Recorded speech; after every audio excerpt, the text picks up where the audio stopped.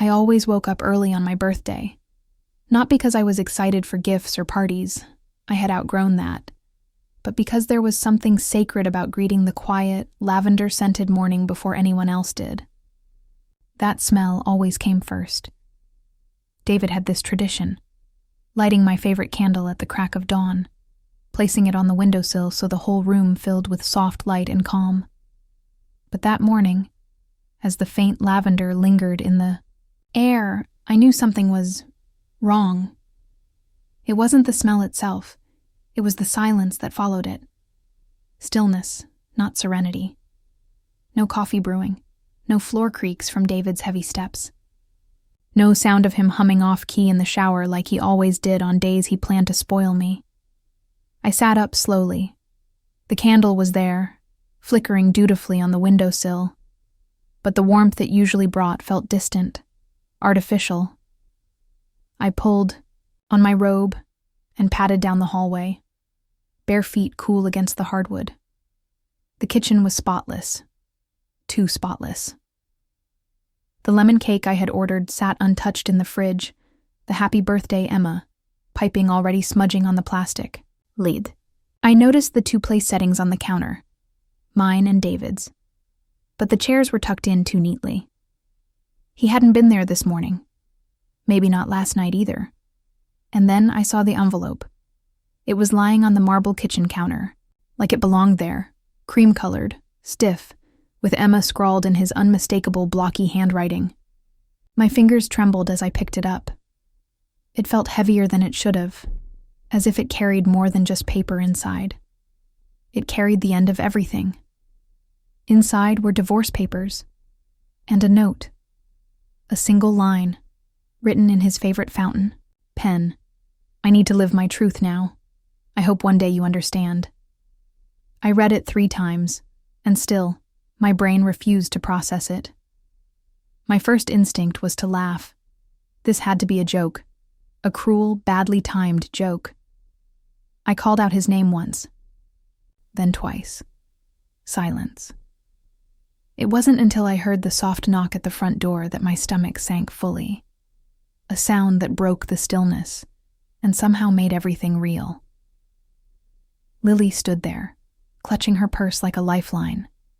Her hair was curled, her makeup perfect, her perfume, mine.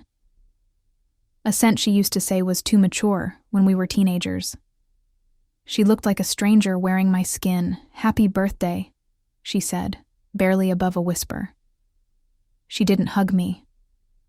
Her eyes darted, away from mine like I was made of glass, fragile, about to shatter.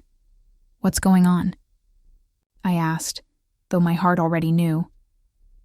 It was beating fast, trying to drown out the truth that was clawing its way up.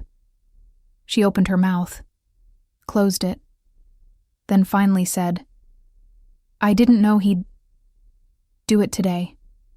Do it, like ripping off a bandage, like stealing a life." The silence that followed was worse than anything she could have confessed aloud. It settled between us like fog, thick and unbreathable. I felt my knees weaken. I reached for the doorframe for balance. "You knew," I whispered. "You knew, and you let me." "I didn't plan it. It just happened." Her voice cracked. "I'm sorry, Em." I stepped back from her like she was radioactive. The house spun, or maybe I did. I couldn't tell anymore. I don't remember packing the suitcase. I don't remember choosing the clothes or zipping it shut. All I remember is the feel of cold air hitting my cheeks as I stepped outside, still in my robe, suitcase in one hand, and the letter in the other. Neighbors were walking dogs. A delivery truck rumbled down the street. Life was happening. Ordinary, mundane, blameless life. But for me, time had ruptured. The world tilted. I stood on the front lawn, barefoot on dewy grass, looking up at the beige 2-story house we'd bought together. Every inch had been touched by my hands, curtains I chose, walls I painted, a garden I planted. It had been a home. Now it felt like a stage. Every memory, every laugh, every touch, rehearsed. hollow. And in that moment, something broke so quietly, so completely inside me that I barely noticed the tears streaming down my face. The birthday candle was still flickering in the bedroom window, a cruel echo of love. I walked down the street, not knowing where I was going. Only that I couldn't stay. 10 years earlier, I was someone else entirely. I still see her sometimes, in old photographs or dreams. Hair messy from late nights in the studio, jeans smudged with streaks of ochre, eyes that held a spark like she knew who she was becoming. I was working at an independent gallery downtown, curating small shows for emerging artists who couldn't afford to rent proper spaces. It was chaotic, underpaid, and exactly where I belonged. I felt alive, like the world was still full of possibility. And then I met David. He came into the gallery one Thursday evening, impeccably dressed, talking to someone on the phone about stocks or strategy or something that didn't matter to me. He wandered over to a watercolor piece and stood quietly for a long time. Then he turned to me and said, "It looks like it's grieving." His voice was low, confident, assured.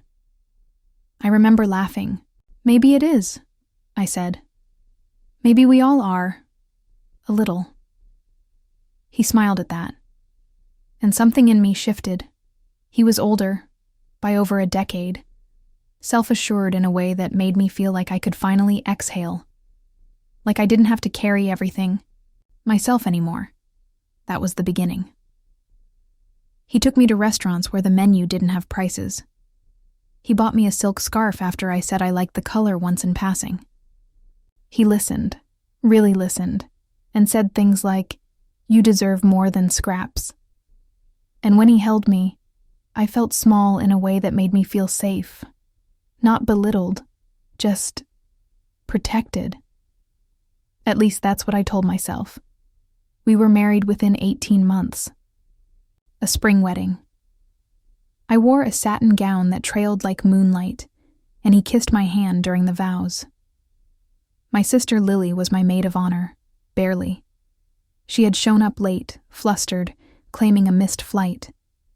She smiled through her teeth that day, but something in her eyes never matched her mouth. I thought it was jealousy. She'd always been the wild one, traveling, experimenting, living by instinct. I was the older, steadier sister, the good girl, the one who followed through. When I married David, I imagined I was stepping into a fairy tale. But fairy tales are written in ink. Marriage, I would learn, is written in erasure. Within the first year, I stopped painting. Not because he told me to exactly, but our new life, the big house, the brunches with his colleagues, the endless redecorating, demanded so much of me. "You don't want to be one of those starving artists forever, do you?" he'd say, half joking, when I mentioned missing the studio.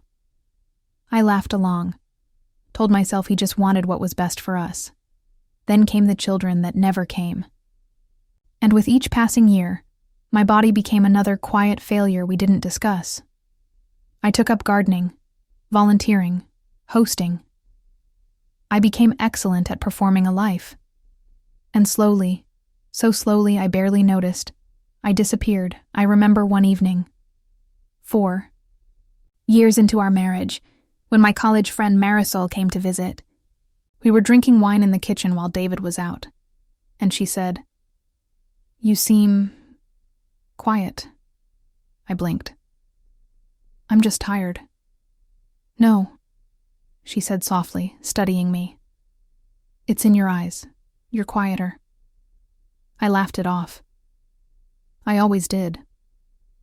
But later that night, I caught myself staring into the mirror, not at my face, but at the gold necklace David had given me for our anniversary. It was delicate and expensive, and I realized I hadn't taken it off in over a year. It sat there, shining like a collar. Still I stayed, because it wasn't bad, not really. He didn't hit me. He didn't cheat. At least, not then. He just hollowed me out. one perfect dinner party at a time. I stopped wearing my favorite perfume, bergamot and sandalwood, because he said it was too strong. I let my hair grow long because he said he liked it that way. I traded my denim jackets and paint-splattered tees for soft knits and quiet golds. I became the woman he wanted, the woman everyone said he deserved. Even the gallery closed, swallowed by rising rents and disinterest. And I didn't fight to save it. I told myself I was too busy. Years passed. Then, out of nowhere, Lily came back. She said she wanted to reconnect. She had just ended a relationship and was moving back to the city. David welcomed her with open arms. "You two need this," he said. "It'll be good for you, Em." At first, I believed him. We started having dinners together again, the three of us. She made David laugh in ways I hadn't seen in years, though I told myself it was because she was younger, more spontaneous. I even felt grateful. Maybe she was reminding him of joy. But then I noticed little things. The way she lingered in the kitchen with him when I went to grab my phone. The late-night texts she wouldn't explain. The perfume she started wearing. My perfume, the one I had stopped using, and still, I didn't see it. Or maybe I didn't want to. Because when you've built your entire identity around someone else's love, the idea of that love disappearing feels like the end of the world. Now, as I sit here trying to piece together the woman I used to be, I realize I traded too much. My name, my art, my silence. I wore the title Mrs. Miller like it was a badge of honor, not a warning. The red flags weren't subtle. They were crimson and waving. But I had already given too much to turn around. So I kept smiling until the day everything broke. I didn't leave the house for days. I couldn't tell you how many. Time melted into wine-stained blouses and cold leftovers I never touched. My phone lit up with missed calls and unopened texts, all blurred into static. The only voice that cut through was my mother's, in a trembling voicemail that said, "I know this hurts, baby, but you have to be strong now. Please, don't let this break you. Too late for that." I slept beneath the lavender sheets he bought from Florence. We had picked them together on our anniversary trip. Our last anniversary, though I didn't know it at the time. The scent used to soothe me, like a lullaby whispered through thread count. Now, it strangled me. I couldn't escape it. Lavender in the sheets, in the air, on the ruined wax of the birthday candle I still hadn't thrown away. I scrolled aimlessly one night, half drunk, fully hollow, and there it was, a photo on Lily's Instagram. David, standing on a boat in Amalfi, arms wrapped around her waist.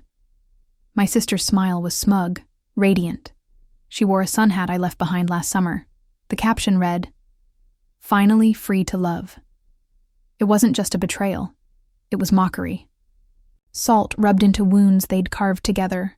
Amalfi. The place David and I swore we'd visit for my 40th birthday. We even had a folder on the desktop titled M's Dream Trip. I had saved articles, restaurants, photos of lemon groves. And now she was there, in my dream, in my husband's arms, posting it like a victory lap. I didn't cry immediately. I stood in the middle of our bedroom and stared. Everything felt suspended, like I was outside my body watching a version of myself about to implode. Then I did what I didn't know I was capable of. I destroyed it. I ripped open the drawer of our nightstand and hurled the lavender candle against the wall. It shattered, spilling wax and glass across the floor like blood. I stormed into the living room, grabbed the wedding album from the shelf, and tore page after page out. Our fake smiles, our empty vows, the perfectly framed lie. I opened my closet and started pulling things down. Dresses I wore to events for his company. Sweaters he said made me look soft. I stuffed them into garbage bags, alongside every trace of the woman I became for him. And then came the perfume, the one Lily copied. the one I had once considered. My signature scent: bergamot, sandalwood, amber. I used to feel powerful when I wore it. Now it felt like a joke. I stared at the bottle, my hand trembling, before hurling it into the sink. The glass cracked with a sharp, final sound. I watched the amber liquid bleed down the porcelain, twisting like veins. I didn't wipe it away. I called the lawyer the next day. My voice cracked as I asked about the divorce proceedings. The woman on the other end of the line was kind, quiet. She listened. She asked for documents. That's when I found out about the money. David had emptied our joint account 3 weeks before my birthday. He'd wired it into a business fund under his name. No notice, no warning. He left me with barely enough to cover next month's rent on the townhouse. It wasn't just betrayal, it was calculated erasure. That night, I collapsed on the bathroom floor. The tiles were cold against my skin, grounding in their cruelty. I lay there in a fetal position, sobbing until my breath gave out, until my throat was raw and my chest ached like I had been physically torn open. My face pressed against the rug we picked together at the artisan market. Another relic of us. I whispered things into the darkness. Angry, pathetic things. I wished him pain. I cursed her name. I screamed into a towel so the neighbors wouldn't hear me disintegrate. I think I might have fallen asleep there. Because when I opened, my eyes' morning light was filtering through the crack beneath the door. Dust motes floated like ghosts. My body ached, but there was a strange clarity settling inside me, like silence after a storm. I pulled myself up, limbs heavy, and walked out into the hallway. Something caught my eye. On the top shelf of the hallway, cabinet, wedged between old books and a tangle of cords, was a frame I hadn't seen in years. A painting. My painting. It was one of the last pieces I'd done before I stopped. A small canvas of the Italian coast. Blue strokes, sun-washed cliffs. A single boat drifting far from shore. I remembered painting it late one night after David fell asleep. Headphones on, candle flickering. I had titled it, Somewhere I Haven't Been Yet. I held the painting in my lap and stared at it until the light changed. That version of me, the woman who painted oceans in the dark, was still in there, somewhere. I hadn't killed her. I'd buried her. I walked to the kitchen. My journal was still open from weeks ago, blank. I flipped to the next page, and with a shaking hand wrote 2 words. Not done. That was the moment it began. Not healing, not yet. But something deeper. An ember beneath the wreckage. A quiet promise to myself. I didn't tell anyone I was leaving. No grand declarations. No last phone calls. I simply woke up one morning, looked at the broken candle wax still clinging to the wall, and thought, anywhere but here. I sold what I could. Some jewelry, designer shoes I never wore, the gold necklace David gave me for our 5th anniversary. The pawn shop owner complimented it. Very fine piece, he said. I nodded and didn't tell him it once made me feel like I mattered, that it now felt like a leash. I cashed out the remnants of my account and booked a one-way ticket to Italy. No plan. No return date. Just a map I'd torn from a travel magazine and a sticky note with the name of a town I used to dream about. Siena. I chose it because I remembered a postcard I once found tucked inside a used book. Faded ochre rooftops. Winding alleys. A sky too big for words. I used to stare at it while David talked on the phone about investments. Somewhere in my mind, Siena had become a metaphor for a life unlived. When I stepped off the train, dragging my suitcase down uneven cobblestone streets, it was nearly dusk. The town was quieter than I expected, hushed like a cathedral. The walls glowed a soft terracotta under the fading sun, as if the buildings themselves had secrets they weren't ready to share. I found a room above a bakery. It was small. Just a bed, a writing desk, and a window with wooden shutters that creaked when the wind blew through. But the scent that drifted in each morning, fresh bread, butter, something sweet I couldn't name, wrapped around me like a lullaby. The landlady, Signora Bellini, spoke no English, but she smiled with her whole face and handed me a warm brioche on my first morning without asking. I said grazie and meant it. For days I wandered. I didn't do tourist things. I didn't take pictures or buy postcards. I simply walked, letting my feet decide where to go, letting the silence wash over me like a balm. My phone stayed off. I deleted every app that tethered me to my old life. At a tiny market, I bought a new journal, leather-bound, with pages, that smelled like old libraries. I began writing letters I would never send. Letters to David, to Lily, to myself. In one of them, I wrote, "You handed me a version of love that required me to disappear. And I let you. That's the part I can't forgive. Not just you, but me." On my 6th morning, I walked into an art studio. It was tucked behind a vine-covered archway. The sign read, Atelier Alessandra. Inside, canvases leaned against walls, half-finished and aching. The air smelled of turpentine and possibility. A woman, tall, sharp-eyed, and covered in specks of color, looked up from a canvas and raised an eyebrow. "Lost?" she asked, in accented English. "Maybe," I said. I told her I was looking for work. Any work. Cleaning, organizing, whatever she needed. She watched me for a long time, then handed me a rag and pointed to a table splattered with dried oil paint. I started the next day. I scrubbed brushes, swept the floor, refilled jars. Alessandra didn't talk much, but sometimes she'd hum while she painted, and I found it comforting, like someone whispering that the world was still capable of softness. One afternoon she asked, "You paint?" I paused. "I used to." She handed me a small canvas. "Start again. Clean hands make beautiful messes." I didn't argue. That night, I picked up a brush for the first time in years. My hand trembled.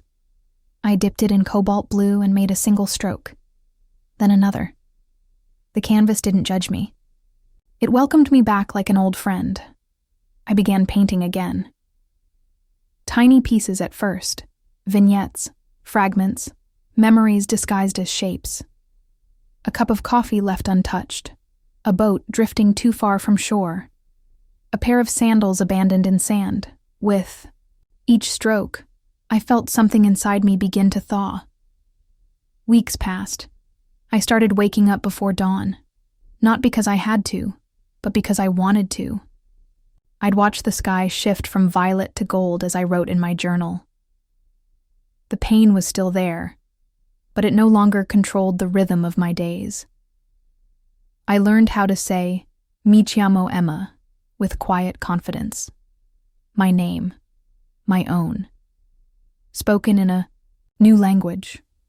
It felt like a reclamation. At the end of September, the town held a festival. The streets came alive with music and laughter. Paper lanterns floated above the rooftops like fireflies. Children ran barefoot through the alleys, faces sticky with gelato. Someone pulled me into a circle of dancing. I hesitated at first, but the song was joyful, reckless, irresistible. I let go. I danced, laughing, spinning, breathless. I hadn't danced like that since college, since before David, since before I learned to measure my steps so carefully that I forgot how to leap. In that moment, I wasn't the woman left behind on her birthday. I wasn't someone's wife or sister or mistake. I was just Emma, alive, alone, whole. The morning I enrolled in the art course, Sienna was cloaked in silver, mist, the kind that made everything look like it had been dipped in dream. I stood in front of the old stone building with my heart pounding like I was walking into a courtroom instead of a classroom. Inside, the walls were covered in sketches, faded, flyers, and the thick scent of oil paint and varnish. My palms were damp as I walked in, carrying nothing but a sketchbook and the quiet fear that maybe I had forgotten how to belong in rooms like this. The instructor, Carlo, was a wiry man with a paint-streaked apron and eyes that didn't offer comfort. He looked over my first piece, an abstract of two women holding hands across a chasm, and said without blinking, "Too afraid, too careful. Stop painting like you want someone's permission." It stung, but it didn't break me. Not this time. I came back the next day, and the next. Each time I stayed longer, watched more closely. My brush strokes grew bolder. I stopped apologizing. With color, I started a new series. I called it The Forgotten Woman. Each canvas held a part of me I hadn't dared show before. Women with wild hair and eyes half closed in rage. Women caught mid-laugh, mid-scream, mid-flee. Women dancing barefoot in stormlight. They were all fragments of the selves I had buried, before David, before Lily, before silence. Alessandra came to see the series one afternoon. She studied the largest piece, a faceless woman in a red dress, running toward a sea she'd never reach, and said, "These aren't paintings. These are confessions." She made a call. 3 weeks later, a small gallery in Florence asked to exhibit my work. I stood in the doorway on opening night, heart trembling, as strangers walked past the pieces and whispered things I never thought I'd hear again. Beautiful. Haunting. Real. 2 paintings sold that night, enough to pay rent for 2 months. I opened an online shop, set up commissions. People from France, Belgium, even New York started messaging me. Little by little, my savings grew. I bought new brushes without guilt, took long train rides with no destination.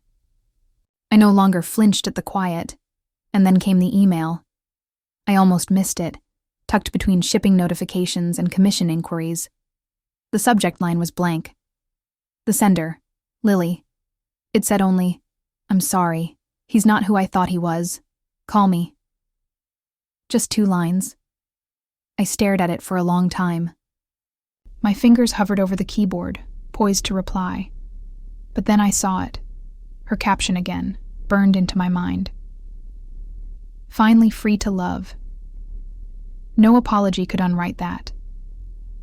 I didn't reply. Instead, I opened my laptop and printed the photo from that day on the boat. The one where she wore my hat and he wore that smile. I taped it to a fresh canvas and painted over it.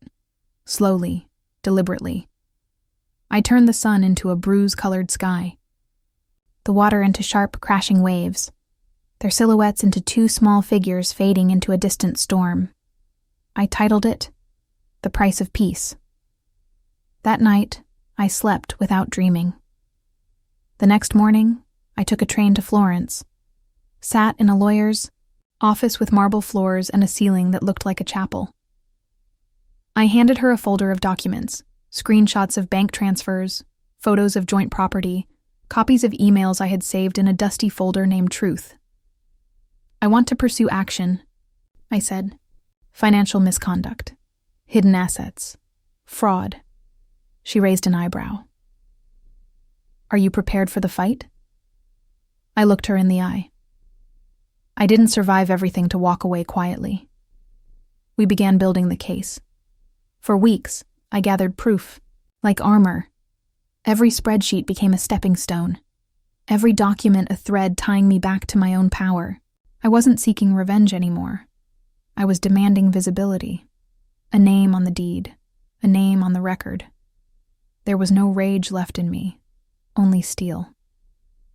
One evening, as I cleaned the studio, I found the old perfume bottle I had tucked into the bottom of my suitcase before leaving New York. The cracked one. The scent had mostly faded, but when I uncapped it, I caught the faintest trace of who I used to be. Before the betrayal, before the silence. Not the woman David tried to reshape. The woman, before all of it. I set the bottle on a shelf above my easel, a symbol, not of what was lost, but what had endured. I no longer needed to wear it to feel powerful. When I stepped off the plane at JFK, New York felt both familiar and foreign, like visiting the home of an ex-lover you once knew by heart. The skyline greeted me with its usual arrogance, and I let it. I wasn't here for nostalgia. I was here to finish something. The gallery had changed ownership, but not spirit. It was the same space I used to haunt as a younger woman, when my hands were still stained with ambition. The new owners had heard about my exhibit in Florence. "We'd be honored to have you back," they said. And now I was here, standing in the place I'd once called my creative church, preparing to unveil my most personal work yet. The Forgotten Woman hung on freshly painted walls, each piece lit, like a sacred relic, but one painting had its own corner. It stood alone, commanding space and silence. It was titled, "The Birthday." A woman with her back turned to a candle-lit cake, her dress torn at the seams, hands clenched behind her. You couldn't see her face, but if you looked long enough, you'd feel the scream trapped inside her chest. That painting nearly undid me. I had to leave the studio 3 times while working on it. But when I returned, each time, I painted until the pain had no room left to live in me. The gallery filled slowly. Faces I knew, many I didn't. Strangers murmured praise in hushed tones, sipping wine under the watchful eyes of women I had once hidden behind. And then I saw them. David, Lily. They entered quietly, dressed as if this were just another charity auction. Lily wore pearls and a soft beige coat. David's hair had more silver now, but the smugness was untouched. He scanned the room like it belonged to him. I didn't freeze. I didn't falter. I simply watched. Lily's gaze found the birthday almost instantly. I saw her stop breathing. She clutched her purse like it could save her. David followed her line of sight, squinted at the painting, then scoffed. "She always was dramatic," I heard him mutter. I didn't look at them. I stepped onto the small platform near the center of the room, the lights softening around me. A hush fell. I cleared my throat. "I wasn't going to speak," I said, "but this work, it isn't just mine. It belongs to every woman who's ever been erased." The crowd leaned in. I used to be one of those women. I lived in a house with doors that were always open, yet I never felt free. I loved someone who taught me how to disappear. Not all at once, but in pieces. I lost my voice in polite silences. I traded art for appearances. I thought that was love. Someone in the back whispered, "Wow," I continued. And then one day everything broke. Not gently, not quietly. It shattered. And I had a choice, to keep bleeding or to rebuild. I paused, looked at the birthday. So I painted. Through heartbreak, through rage, through rebirth. These women are me. And maybe you too. They are what's left after the burning. A soft round of applause followed. A few tears. I stepped down before they could swallow me whole. Later, as the crowd thinned, I stepped outside, for air. The night was cool, autumn brushing its fingertips across my shoulders. That's when I felt his presence behind me. "You look amazing, Em," David said. I didn't turn around. "You always had talent," he added. "I mean, I didn't see it before, but stop." I finally faced him. He looked older up, close, more brittle, a shell wearing charm like armor. "I was lost," he said softly. "I thought Lily was... I don't know. I made a mistake." A mistake. He said it like he'd dropped a glass. like I hadn't been the one swept into shards. I reached into my coat pocket and handed him an envelope. He looked confused at first, then opened it, read the top of the document. Legal notice of civil proceedings, financial fraud, hidden assets, restitution claim. He looked up at me, stunned. "You're suing me?" "No," I said. "I'm holding you accountable." His jaw clenched. "This is vindictive." "No," I repeated, quieter this time. "This is clarity." I leaned in, voice steady. I was never lost, David, just buried. And I turned and walked away, before he could find something clever to say. I didn't stay in New York long.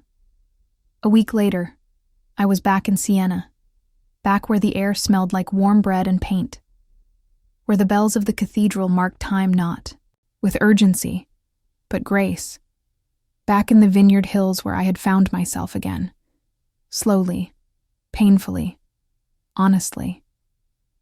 I painted in the mornings now, barefoot on the studio floor.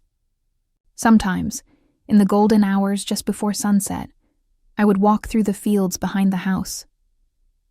That evening, the sky was on fire, amber, gold, hints of lavender. I stopped at the crest of the hill and looked out over the land. My hands were smudged with paint, my journal tucked under one arm. I felt the wind tangle through my hair, and I smiled. Not because everything was perfect, but because I finally knew who I was without needing someone else to tell me. Emma, painter, survivor, storyteller, not a ghost in someone else's gallery, but the woman who built her own.